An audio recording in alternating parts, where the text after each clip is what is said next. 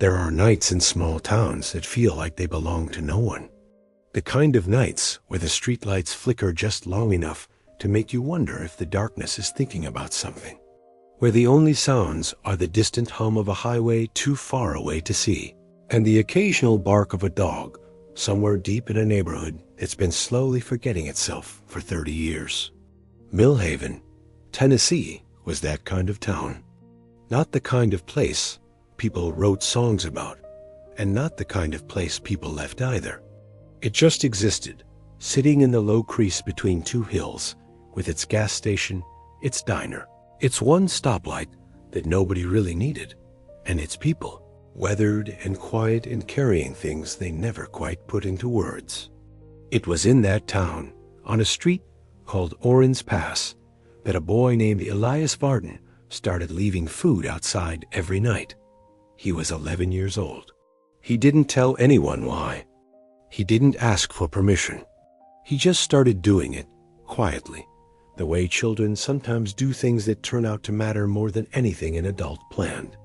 And every single night, without fail, the same dog came back. What nobody knew yet, not his mother, not his neighbors, not even Elias himself, was that the dog was going to change everything.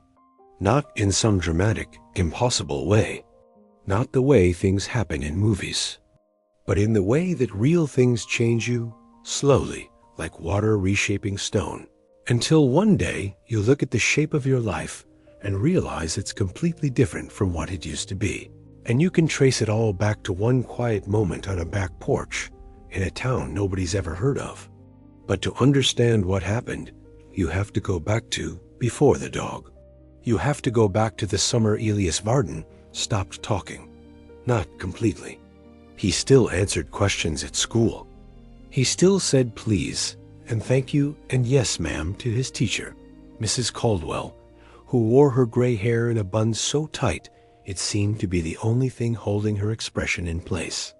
But the talking he used to do, the easy, unprompted kind, the kind where you just say things because you feel like saying them, that kind of talking stopped around the same time his father left. Not dramatically, not with a fight that shook the walls.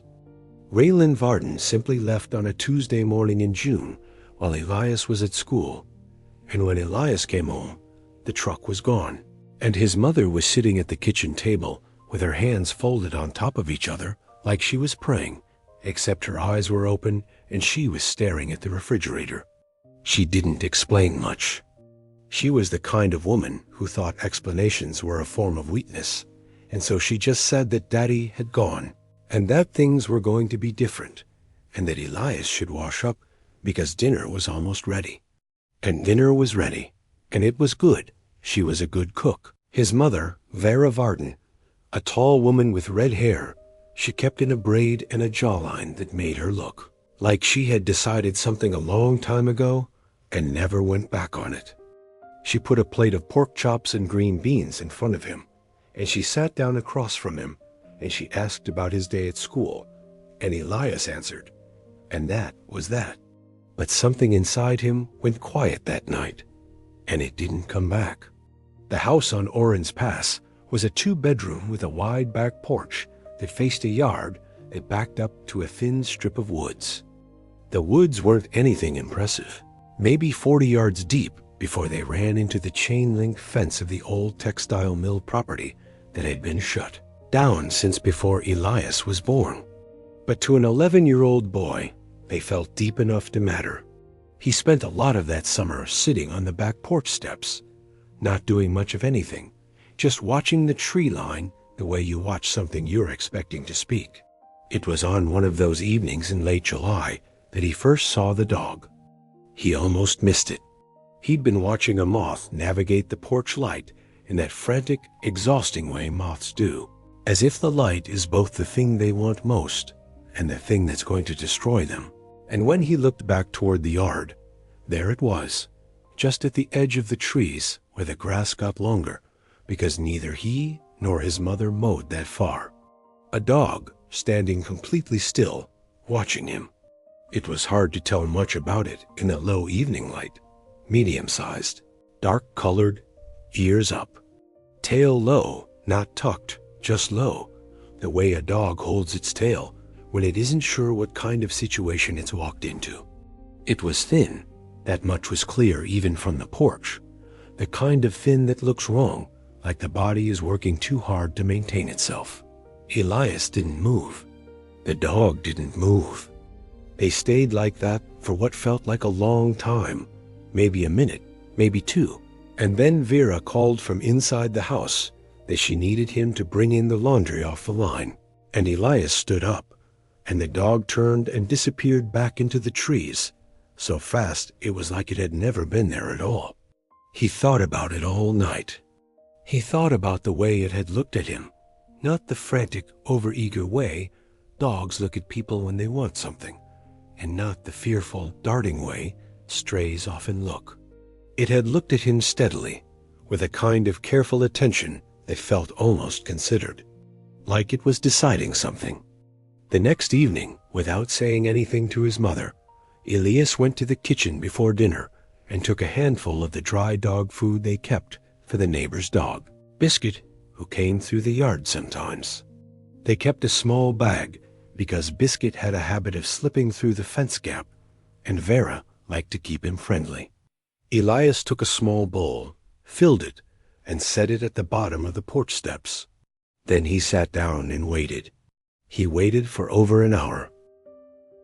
The light dropped from orange to purple to deep blue. The fireflies came out over the backyard, blinking their small cold signals into the dark. Vera came to the screen door twice and looked at him and didn't say anything, which was how she showed she wasn't worried. Because if she were worried, she would have said something, and she didn't. The dog came just as the light was almost completely gone. It emerged from the trees slowly, more slowly than the night before, moving low to the ground with a careful kind of deliberateness. It stopped at the edge of the longer grass and looked at the bowl, then at Elias, then at the bowl again. Its ribs moved with each breath. He could see them from where he sat, even in the dim light, and that detail lodged in him in a way he couldn't quite explain. Something about the visible effort of another living thing's survival. He didn't speak. He didn't move. He just sat with his hands on his knees and breathed slowly, the way he'd seen a nature documentary show people doing around wild horses, trying to be the least alarming version of themselves. The dog took 3 more steps toward the bowl, stopped, waited, then walked forward in a straight, unhurried line and ate. It wasn't frantic eating. It was careful and deliberate, the way something eats when it's learned that food can disappear, that speed isn't always the answer, that it's better to pay attention than to rush. It lifted its head once while eating and looked at Elias again, and in that look was something Elias didn't have a word for yet, though later, years later, he would say it felt like recognition, not of him specifically, but of the gesture. Like the dog understood what leaving food out meant and was choosing to acknowledge it. When the bowl was empty, the dog stood still for a moment, then turned and walked back into the trees. Elias sat on the steps for another 20 minutes after it was gone. Then he went inside, washed the bowl, put it back, and went to bed without saying anything to his mother. He did the same thing the next night, and the night after that. By the 3rd night, he had started leaving more. Not dramatically more, just a bit. He added some leftover rice from dinner, pressed it into the corner of the bowl. By the 4th night, he'd found an old water dish in the garage, the one they'd had for a dog years ago, a beagle named Scout who died of old age when Elias was 7, and he set that out too, filled with fresh water from the hose. The dog drank from it. That detail pleased Elias in a way that surprised him.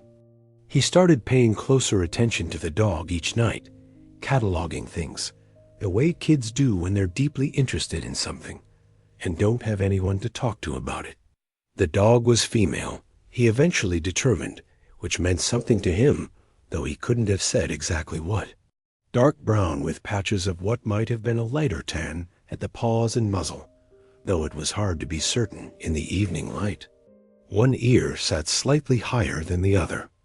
There was a scar that ran along her left shoulder, old, healed, but unmistakable once you knew to look for it. She always approached from the same angle, always paused at the same point in the longer grass, always left by the same route back into the trees. Routine, he thought. She had a routine, and now he was part of it.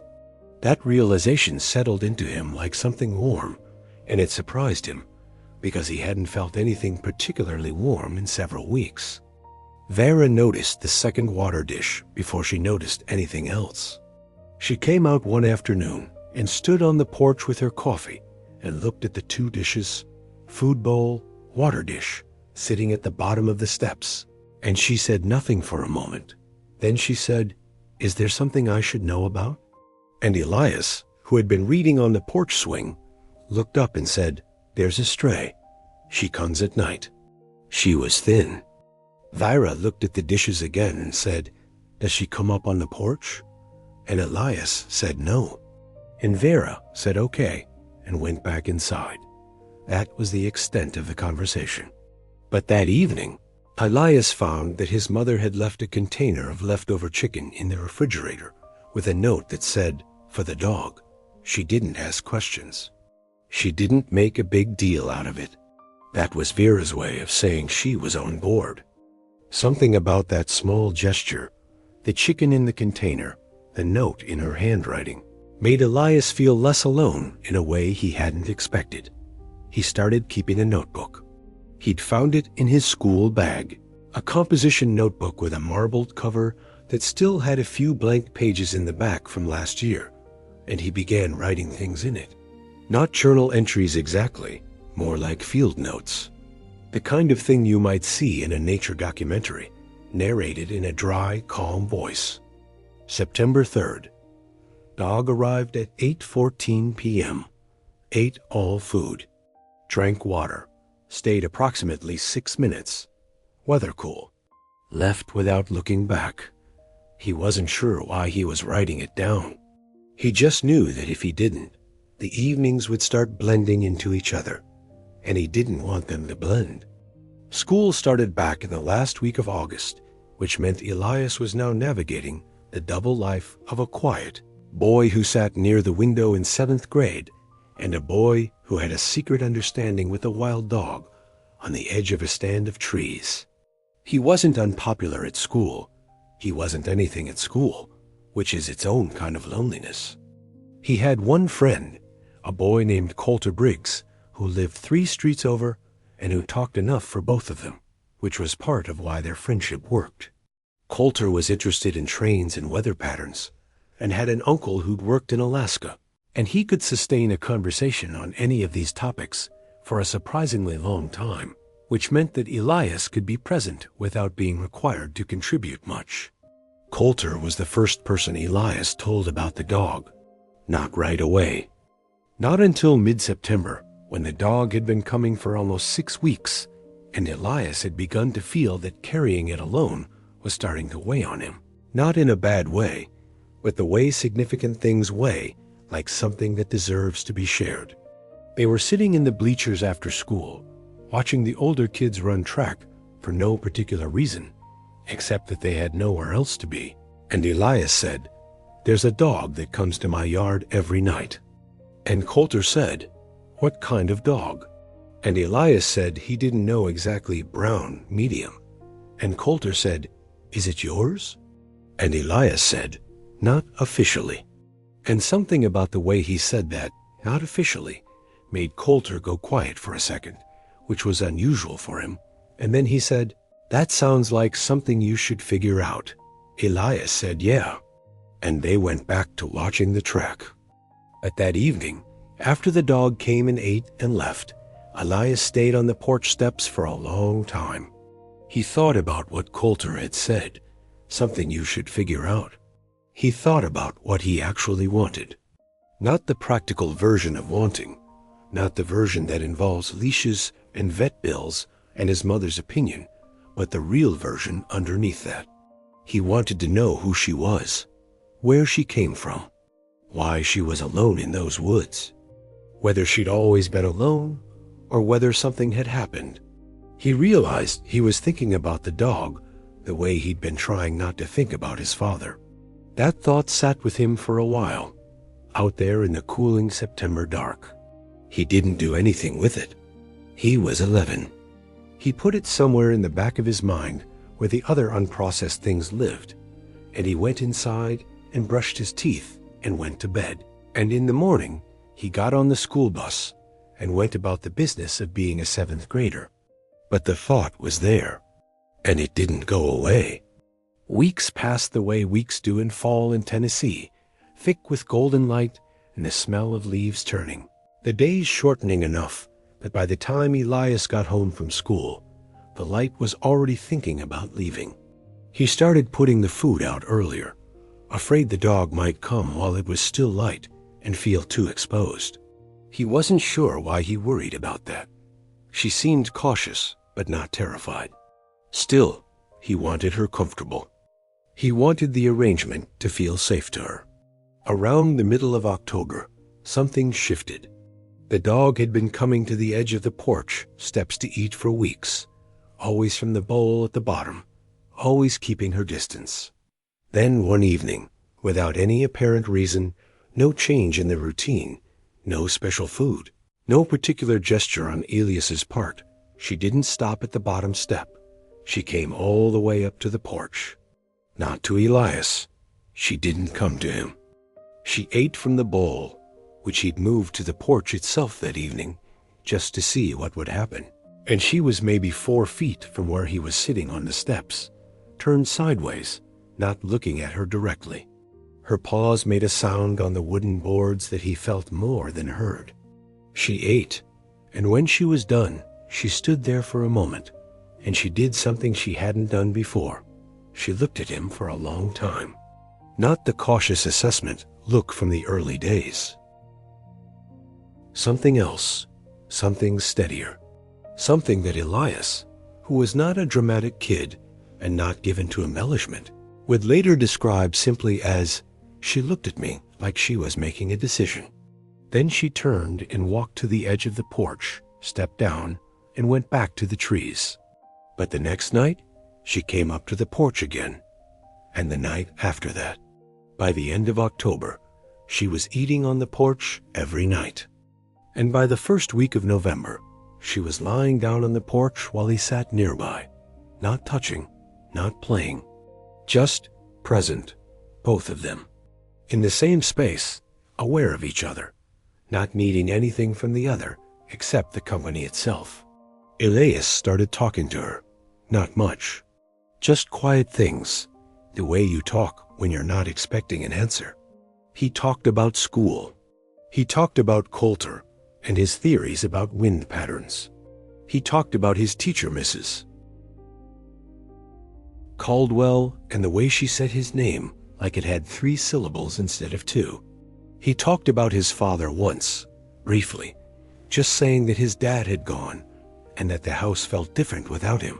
Not worse exactly, just different in the way a room feels different when you move a piece of furniture that's been in the same place your whole life, and the dog lay with her chin on her front paws and listened, and her ear, the higher one, swiveled toward his voice the way dogs do. He didn't name her right away. Names were serious. He understood that, even at 11.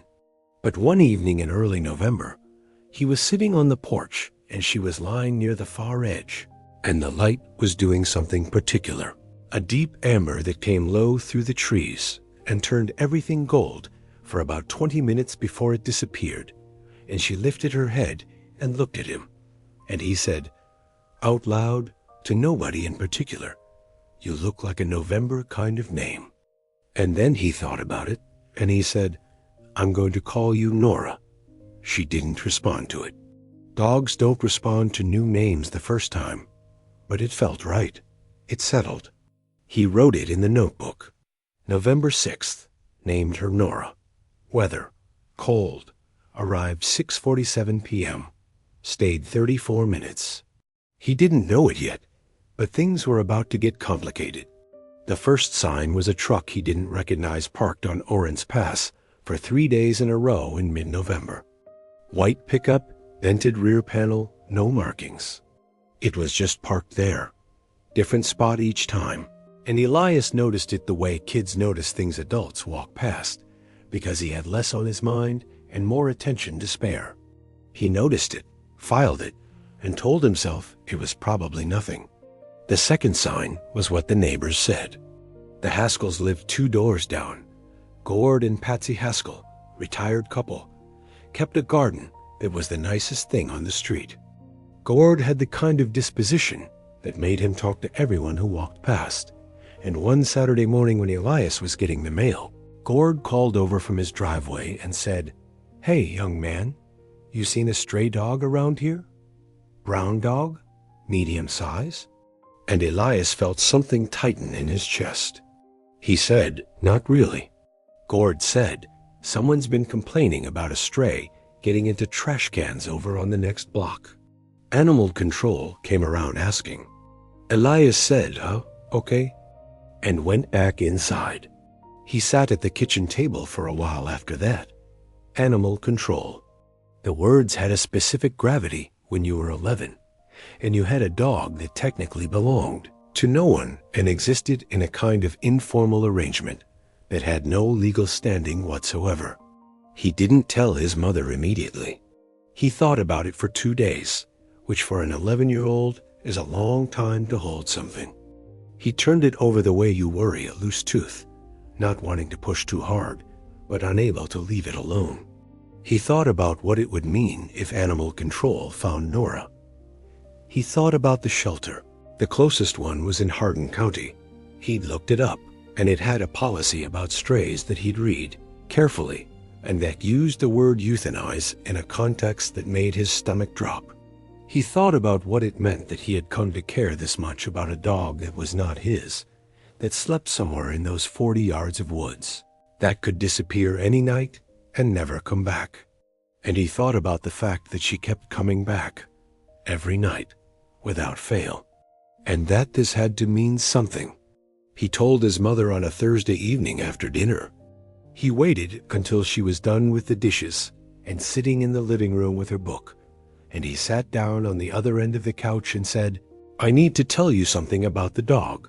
And Vera looked at him over her reading glasses in that way she had, patient, fully attending, the kind of look that said she was going to hear all of it, and Elias told her everything. How long it had been, the notebook, the name, what Gord Haskell had said about animal control. Vera closed her book and set it on her lap. She was quiet for a moment. Then she said, "How attached are you?" And Elias said, "A lot." And Vera said, "Okay." And she said it in the way that meant she was already thinking through the next steps. They talked for over an hour that night, longer than they'd talked about anything since his father left. They talked about what it would mean to make the dog official, to actually try to bring her inside, to take her to a vet, to get her checked out and registered. Vera said they'd need to be careful about it, that they couldn't just announce to the whole street that they had a stray they'd been feeding for months without a license. Elias said he understood.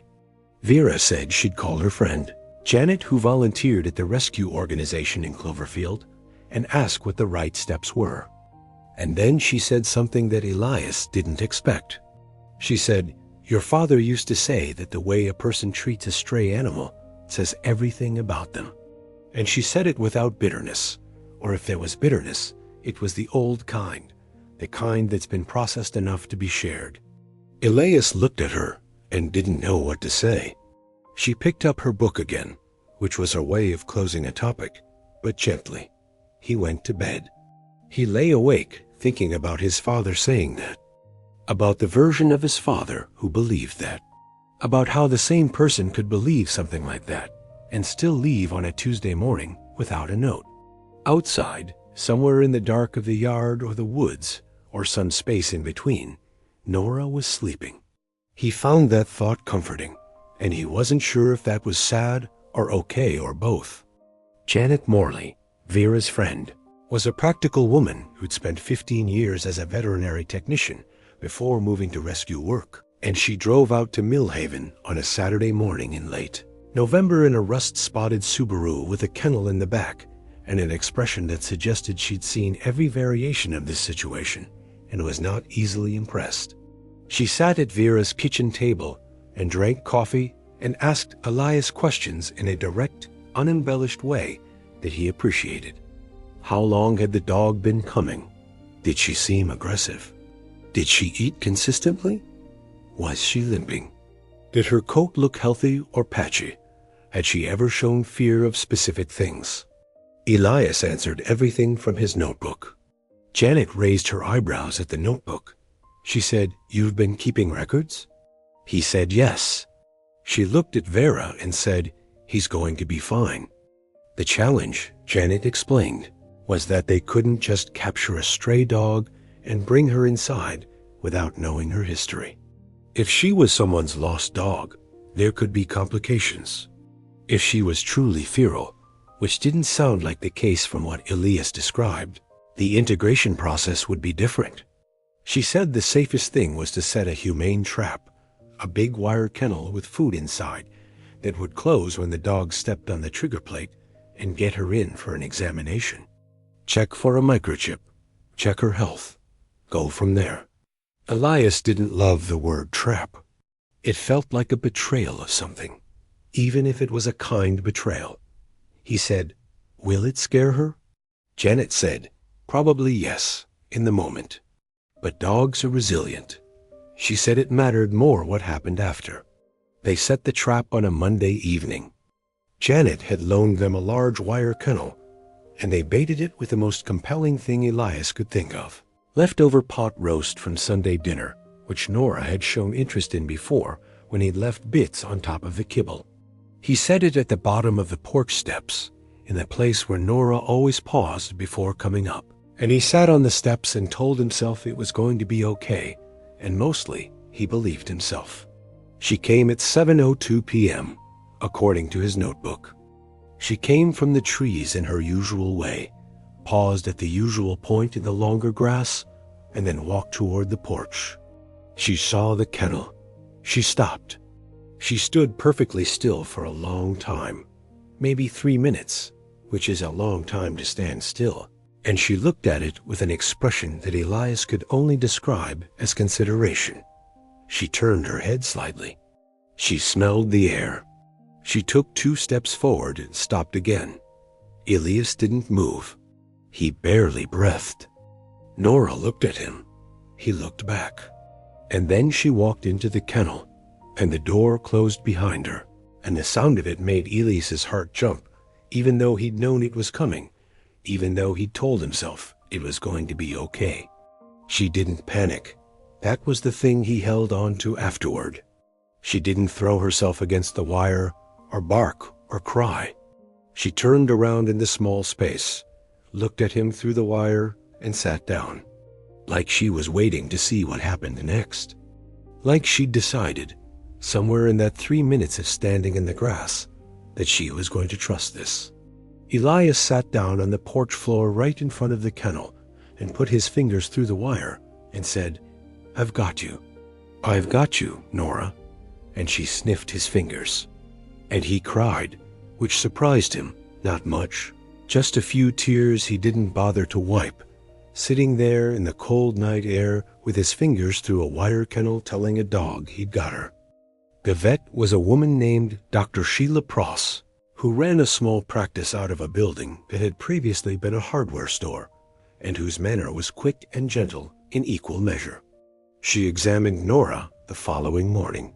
The dog was calm, in a way that seemed to surprise Dr. Pross slightly, the way a stray is rarely calm in a vet's office, and what she found was a story told entirely in physical evidence.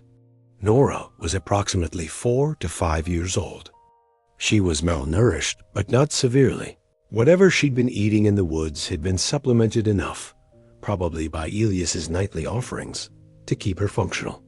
She had the healed scar on her shoulder, which Dr. Pross said was consistent with an old injury, possibly from a sharp wire or a bite, and she had another scar on her right rear leg that Elias hadn't noticed, smaller, also old. Her teeth suggested she hadn't had regular care, but they weren't in terrible shape. She had no microchip. No microchip meant no registered owner. No registered owner meant she was officially a stray. Dr. Pross gave her vaccinations and a treatment for the low-grade parasite load she'd been carrying, which explained some of the thinness, and she said that with proper food and shelter, in a few months, Nora would probably be in excellent health. She said she was a mixed breed, mostly shepherd. She thought maybe some hound, and she had good bones and a good temperament, and whoever she'd belonged to before had probably done some training at some point, because she was unusually responsive to basic cues for a dog that had been living rough. Whoever she'd belonged to before. That phrase. Elias thought about it on the drive home. Nora in the kennel in the back of Vera's car, quiet and watching the passing Tennessee landscape through the wire. Whoever had owned her before, whatever had happened to that arrangement. There was a whole chapter of Nora's life that existed before the trees behind the house on Oran's Pass, and he would probably never know what was in it. He thought about that. He thought about how a life could contain things that nobody else ever knew about, and how you could look at a living creature and see the evidence of those things, scars, learned behaviors, calibrated trust, without knowing the story behind them. And he thought about how, sometimes, you didn't need the story. Sometimes the evidence was enough. Sometimes the fact of the creature in front of you, alive and present and choosing to be there, was the whole point. Bringing Nora inside was its own process. She had been a porch dog, an outdoor dog, a woods dog, and the interior of a house was something different entirely. The first 2 nights they left the kennel open on the back porch, with her bed inside and food and water near the door. She slept in the kennel, but came out in the mornings when Elias opened the back door, and she would step just over the threshold, 1 or 2 steps, and then retreat, like she was practicing the idea of it. By the 3rd night, she was sleeping just inside the back door on a folded blanket. By the end of the week, she had made it to the kitchen. By the following weekend, she was on the couch next to Elias while he did his homework, her chin on his knee, the higher ear swiveling at household sounds. Coulter came over on a Saturday and met her. He stood in the living room with the careful stillness of someone who'd been told to be calm, and Nora sniffed his hand for a long time and then sat back and looked at him. Coulter said, "She's assessing me." And Elias said, "Yeah, probably." And Coulter said, "Did she pass?" And Elias said, "Looks like it." And Coulter sat down slowly, and Nora eventually came and stood next to him. And Coulter was very still and very pleased, and he said quietly, "She smells like outside." Elias said, "Yeah." Coulter said, "That's a good smell." December came. The house on Oran's Pass got a little louder, not dramatically, but in small ways.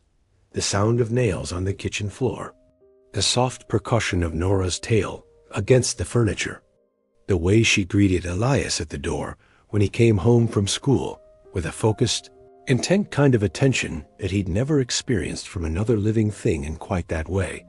Not frantic jumping, not the performance of happiness, just presence, total and direct, oriented toward him the way a compass orients north.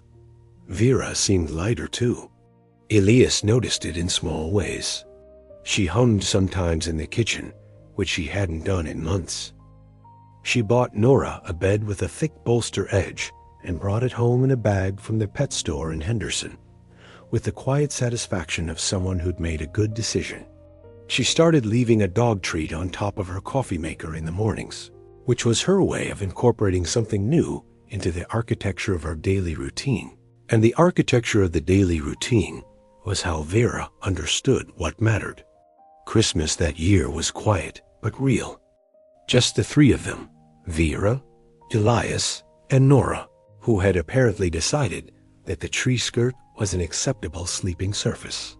Elias's grandmother called from Memphis and talked to Vera for 40 minutes about things he didn't follow, and then talked to Elias for 5 minutes about school and whether he was eating enough vegetables, which was the full extent of their conversational range. They had a ham and sweet potatoes and Vera's pie, which was the kind of thing that made you understand why people talk about food is love.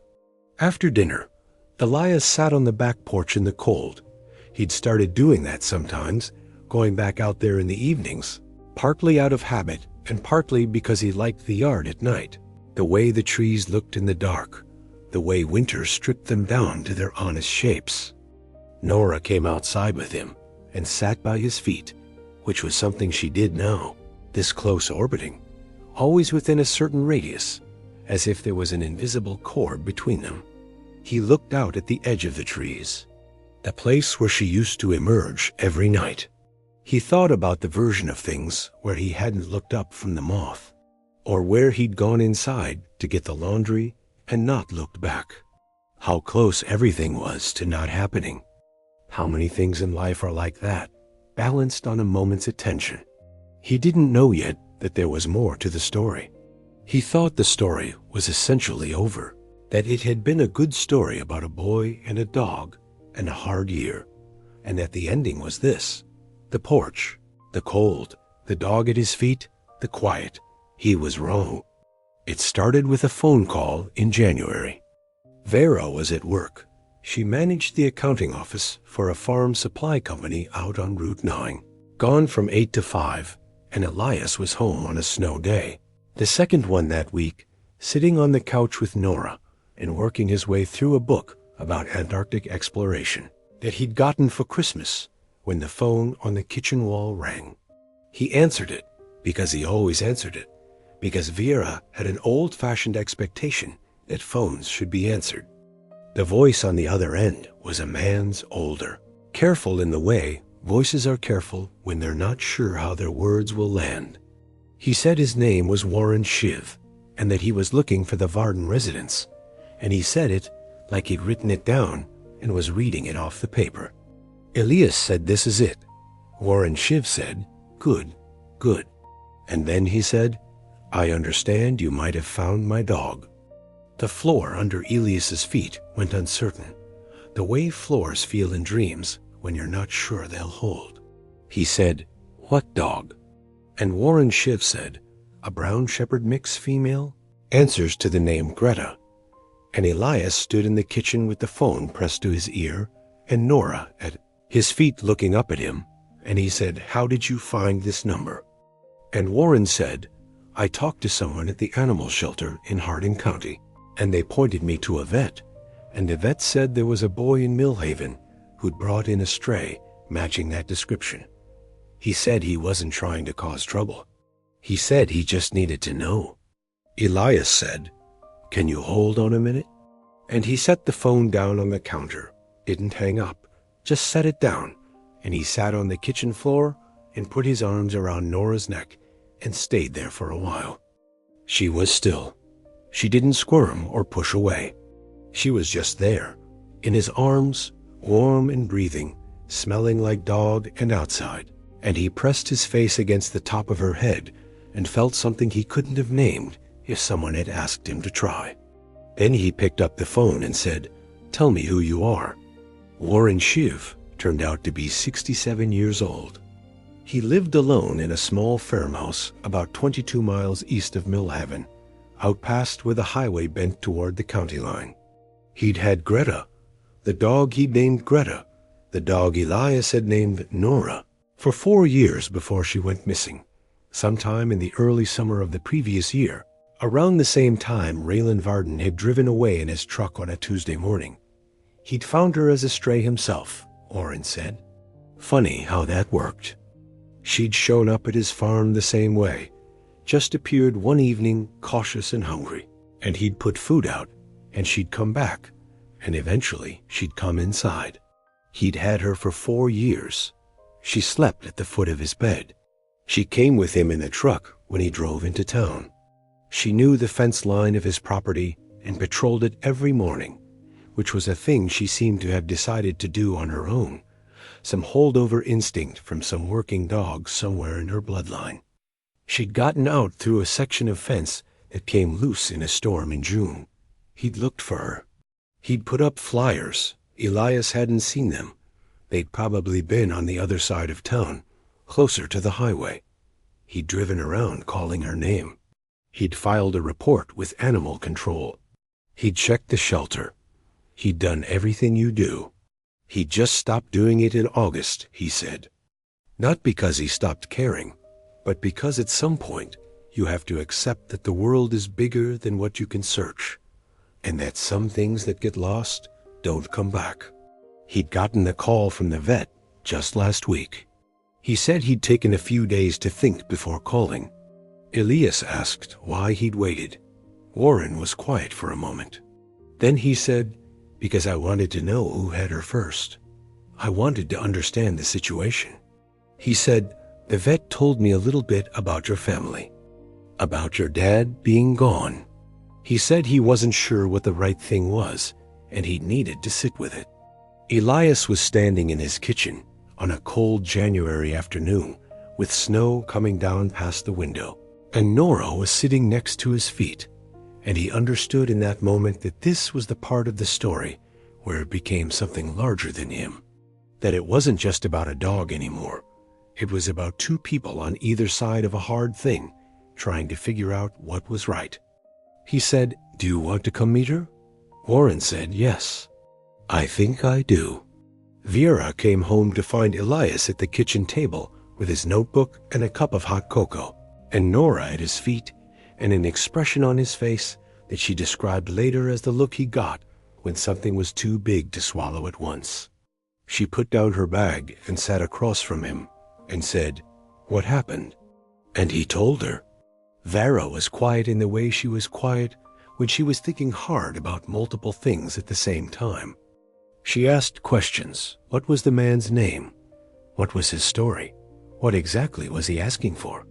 And Elias went through all of it, reading from the notes he'd written right after the call, because he'd known he'd need them, because some part of him understood that this was important enough to document carefully. When he was done, Vera looked at Nora for a moment. Then she looked at Elias. She said, "What do you want?" He said, "I want to meet him." She said, "What do you want for Nora?" He was quiet for a moment. Then he said, "I want what's right for her, whatever that is." Vera looked at him for a long time. Then she said, "Okay." She said they would have Warren Sheave over for coffee on Saturday, and they would figure it out together. And that was the only way to handle something like this, by bringing it into the same room and seeing what it looked like in the light. Saturday came with the kind of cold clarity that January sometimes produces. Sky so blue it seemed to have opinions, air sharp enough to make your face feel like it was paying attention. Warren Sheave's truck pulled up to the house on Orange Pass at 2 in the afternoon. It was an older model, dark green, well maintained in the way old things get maintained by people who respect them. He got out slowly. He moved like someone whose body had begun to express its history, stiffly but not without dignity, and he stood by the truck for a moment, looking at the house. Elias watched from the front window. Nora was next to him, watching too. Warren Shiv was a big man who had once been bigger. You could see the architecture of it in his shoulders, in the way he held himself, even now. He had white hair cropped close to his head and a face that was deeply lined in the way that comes from years of outdoor work. And he wore a canvas jacket, the color of pine bark, and boots that had been resoled at least once. He looked like the kind of man who had built things with his hands and lived with the results. He came to the door, and Vera answered it and shook his hand and showed him in, and he stood in the front room with his hat in his hands. He was holding his hat without seeming to know he was holding it. And then Nora came around the corner from the hallway. She stopped. Warren stopped. The moment lasted only a few seconds, but Elias would think about those seconds for a long time afterward.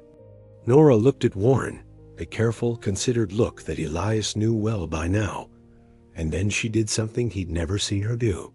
She walked to him directly, without hesitation, without the usual graduated approach, and she pressed her head against his leg. Warren's hand came down onto her head. His other hand, the one holding the hat, dropped to his side. He didn't say anything.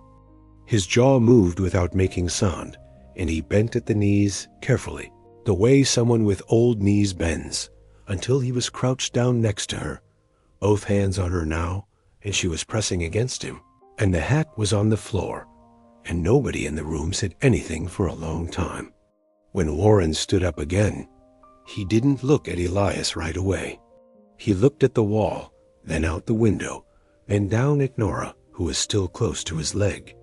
Then he looked at Elias. He said, "She's healthy." And his voice had something rough in it that he wasn't quite controlling. Elias said, "Yes, sir. Dr. Pross says she's doing well. He said she was thin when she first came. He said she's put on weight since October." Warren said she was always a quick healer. He said it with something that was almost a smile. They sat in the living room, Vera with her coffee, Warren with his, Elias on the other end of the couch with Nora between him and Warren, which was where she'd positioned herself, and which was either a coincidence or a small, perfect diplomacy. Warren told them the longer version of his story. He'd bought the farm after he retired from the railroad, where he'd worked as a line inspector for 31 years. His wife, Carla, had died 6 years ago. His children were grown and distant, not estranged, he was careful to say, just spread out the way people get spread out. A daughter in Oregon, a son in Ohio. They called. They visited at Christmas. But most of the year, it was just him and the farm and whatever projects he'd set himself. When Greta had come, he said it had changed something in the house. The quality of the silence had changed. He said he hadn't realized how heavy the silence had gotten until she came and made it lighter just by being in it, by being something that needed him. Elias listened to all of this and recognized something in it that he hadn't expected to recognize. Warren asked about Elias's family with a careful respect, not prying, just acknowledging. Vera gave him the outline, the husband who had left, the adjustment period, the boy who had needed something to do with his attention, and found it in a stray dog on the edge of the backwoods. Warren listened without the expressions people usually make, without the murmured sympathies that sometimes felt more like performance than feeling. He just listened, and then he nodded. He said, "The dog has good sense." He said it looking at Nora. He said, "She always did. She came to the right place." Then he said, "I don't know what the right thing to do here is." He said it plainly, without drama. He said, "I want her back. I want to tell you I don't, but that would be a lie. And I don't think any of us need any more of those." He looked at Elias. He said, "But I can see what she means to you. And I can see what's happened here. And I'm not a man who takes things." Elias said, "She chose to be here." Warren looked at him. He said, "I know." The room was quiet for a moment. Outside, wind moved through the bare trees. Then Vera said something that surprised everyone, including herself, Elias thought. She said, "I wonder if there isn't a way that doesn't require either of you to give her up entirely." Both of them looked at her. She said she wasn't sure what that would look like. But she said, "My son lost his father this year, and what saved him, what I genuinely believe saved him, was this dog. And this dog clearly has a history with you, a real one that means something. And I don't think either of those things cancels the other out. I think maybe they're both true at the same time." Warren turned his hat over in his hands. He looked at Nora. Nora looked at him, then at Elias, then seemed to simply decide that having her head on both their laps simultaneously was the correct position, which it wasn't exactly, but nobody moved to correct it. Warren said, "I live alone on a farm 22 miles east of here." He said, "I don't really have a reason to come to town much, but I could." Elias said, "Nora would probably like the farm." Warren said, "There's a pond. She used to go in the pond in summer." Elias said, "She hasn't been to a pond. He thought about it.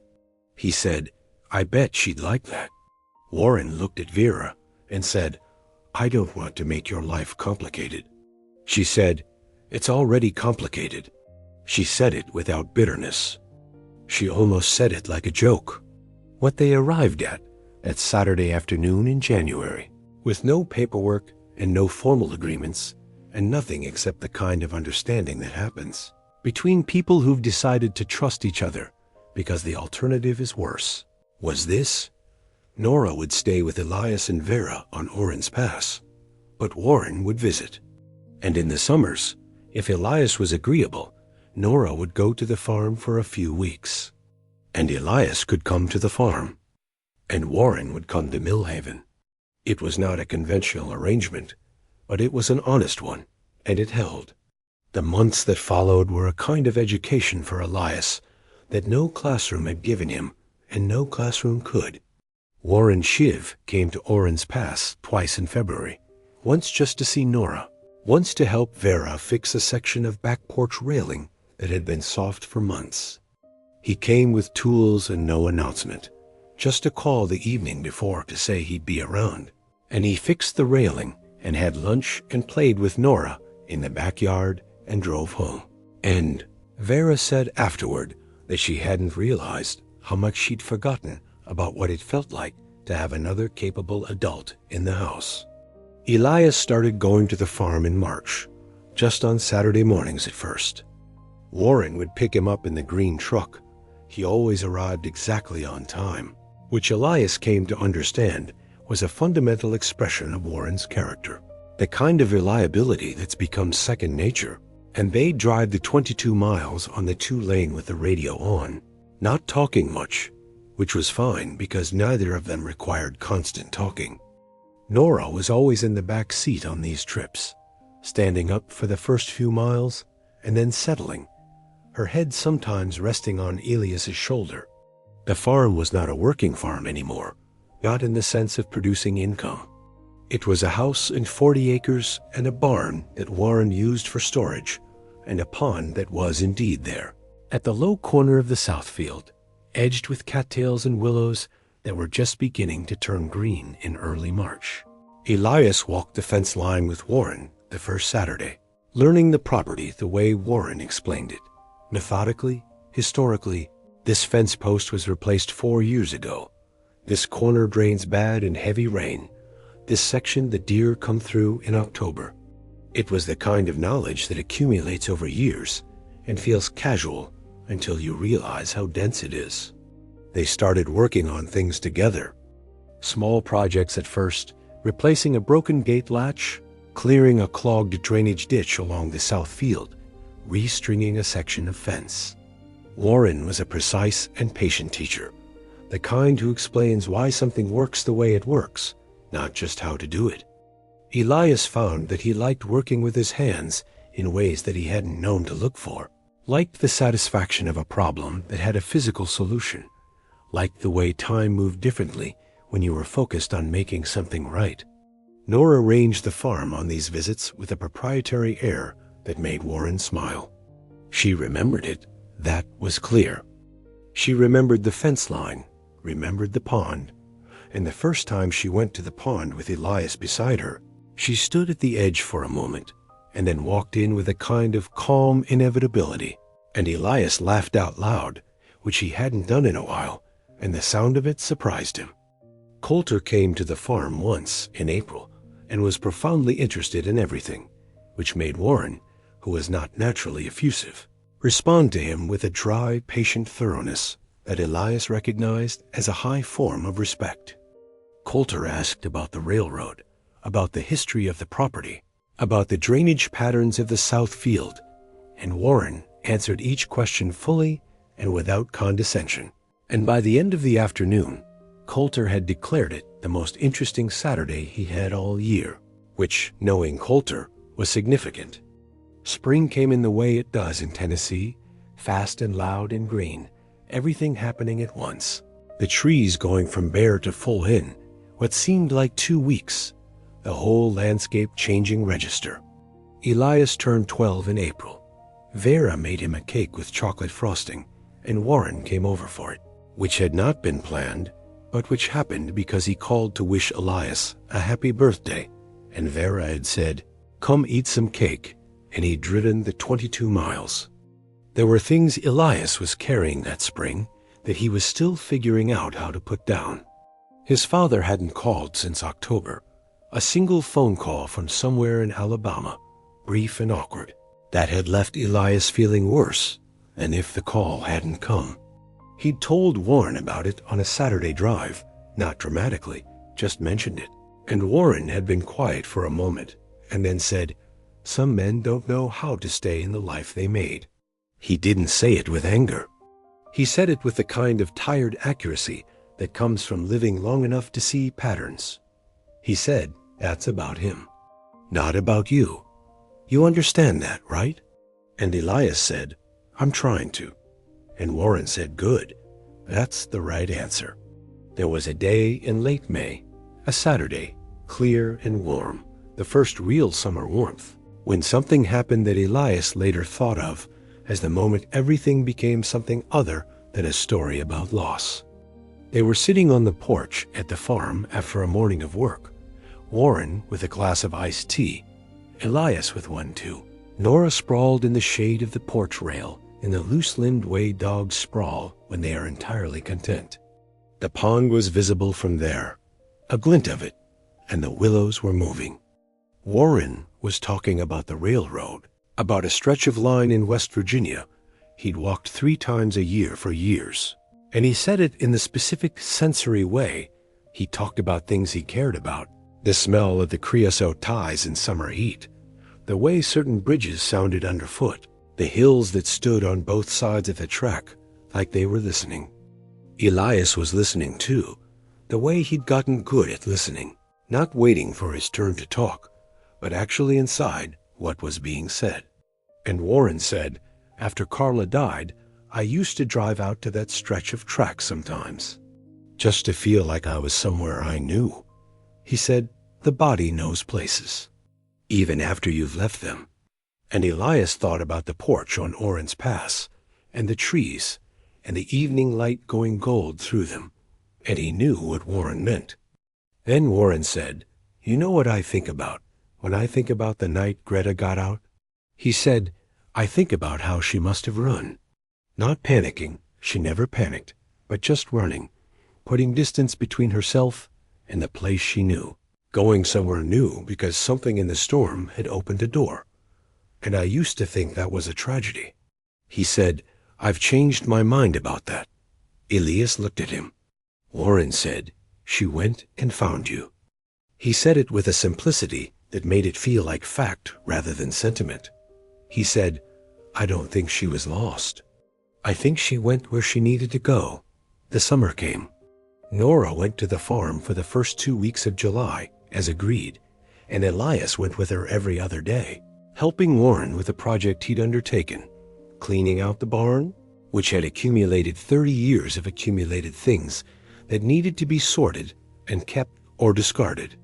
It was slow, dusty work with occasional unexpected finds, old railroad maps, a box of letters from Warren's father, a set of tools that turned out to be worth some money. They made decisions together, the kind of methodical, considered decisions that require 2 people, and the rhythm of it was satisfying in a way Elias could feel in his whole body. On the last evening before Nora was to come back to Oran's Pass, they sat by the pond as the light dropped. Nora was in the water up to her belly, looking at something below the surface with the serious attention of a dog who has spotted a frog. Warren was sitting in one of the old wooden chairs he kept near the pond edge, and Elias was on the ground beside him, and neither of them was saying anything. Then Warren said, "I want to tell you something I haven't told many people." He said it quietly, looking at the water.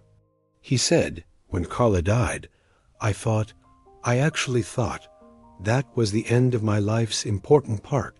He said it without self-pity, just as a reported fact. He said, "I don't mean I stopped functioning. I mean, I thought the part of my life that mattered to other people, that contributed something, that was finished."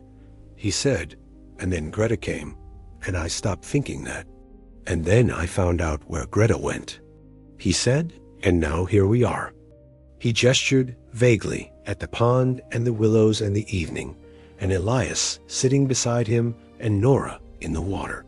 He said, "I'm telling you this because I want you to know that what you did, putting out that food night after night for a dog you didn't know, it mattered more than just to her.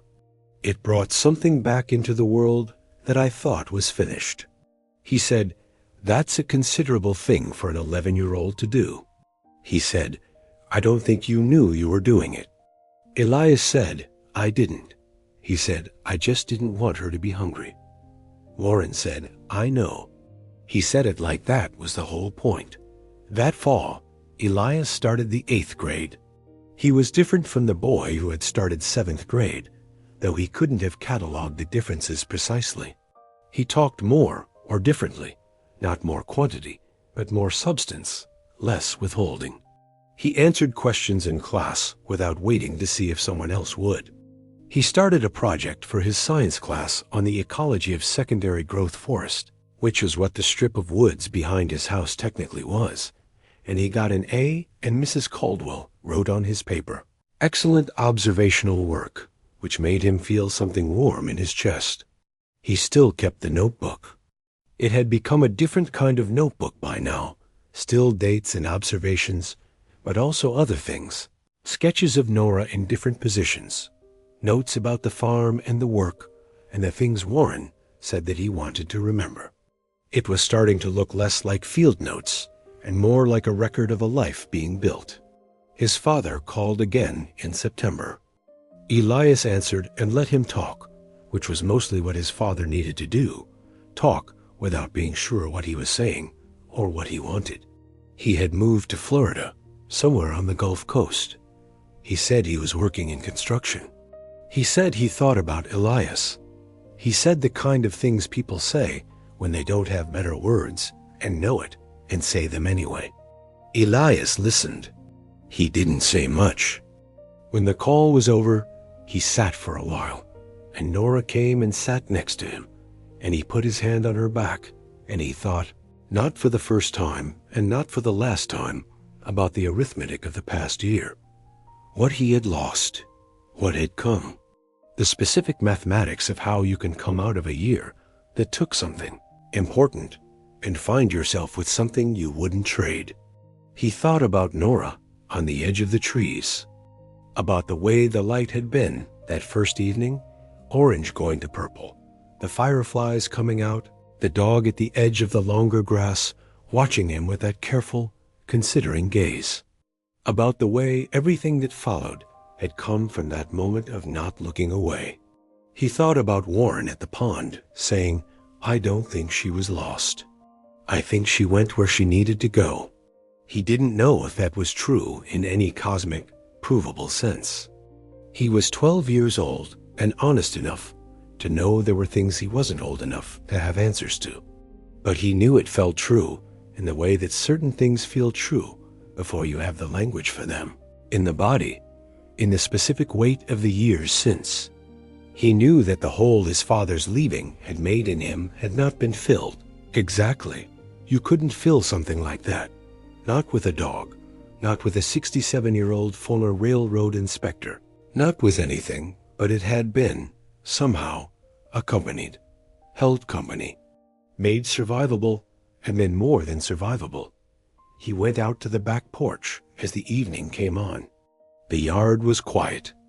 The trees at the edge had gone full autumn, orange and red, and the kind of yellow that looks like it's lit from inside. He sat on the porch steps, the same steps where he'd sat all those evenings in the summer before, smaller then, lighter, before the year had added its weight to him. Nora came outside and sat next to him. Her fur was warm from where she'd been lying in the last of the indoor heat. She pressed against his side, and he put his arm around her, and they sat there together, watching the trees change color in the dying light. He thought about the note his mother had left on the refrigerator. For the dog, 2 words. The whole permission of the story in 2 words. He thought about the composition notebook with its pages filling up, He thought about Gord Haskell saying, "Someone's been complaining about a stray," and how that had been the thing that made him tell his mother, and how telling his mother had led to Janet Morley and her Subaru and the humane trap, and how the humane trap had led to Dr. Pross and the microchip scan that found no microchip, and how that had led to the call from Warren Shiv, and how Warren Shiv had led to everything else. He thought about the chain of it, the way each thing had been the door to the next thing, and how none of the doors had looked like doors at the time. The light was almost gone. The sky above the trees had gone from blue to indigo, and the first few stars were thinking about appearing. The air was cold enough to see your breath if you breathed out slowly, and Elias did that now, watching it disappear. He thought about what he would write in the notebook tonight. He thought about how to say what this year had been. He thought about the boy who had sat on these same steps in June, before the summer of loss, before any of this, and how that boy had not known yet what he was capable of. Not in any arrogant sense, not that he had done something remarkable, though maybe he had, but in the simpler sense of what he could hold, what he could carry and still move, what he could lose and still find his way toward something. He didn't have a word for what he'd learned. He thought maybe that was okay. Maybe some things you learn in the body before you learn them in the language, and the language comes later, and when it comes, it's better for having waited. Nora shifted beside him, settling her weight more firmly against his side, the way she did sometimes when she seemed to decide that they should be closer. Her breath came in slow, visible clouds. Her ear, the higher one, swiveled once at something in the dark of the yard, then relaxed. Behind them, through the kitchen window, Elias could see the light where his mother was moving around, doing the small, reliable things she did in the evenings, making tea, folding something, the domestic choreography of a life being maintained with dignity.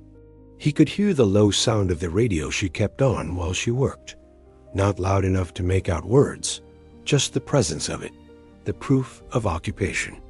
And he thought, this is what it is, not the absence of the thing that left, not the replacement of it, but the fullness of what remained, and what had come, and what was still coming, the unfinished quality of a life still in motion, still capable of surprise, still open to a brown dog stepping out of the stand of trees on a summer evening and looking at you with those careful, deciding eyes. He had not known that June, that leaving food outside could be the first sentence of a whole story. He knew it now. He was still sitting there when the stars came fully out.